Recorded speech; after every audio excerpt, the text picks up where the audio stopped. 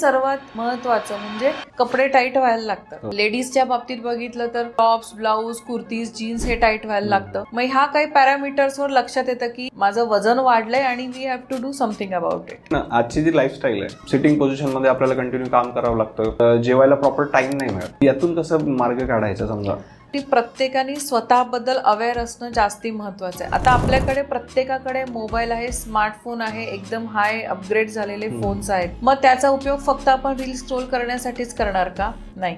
तर टेक्नॉलॉजीचा वापर करून सुद्धा आपण ह्या गोष्टी करू शकतो. कसं?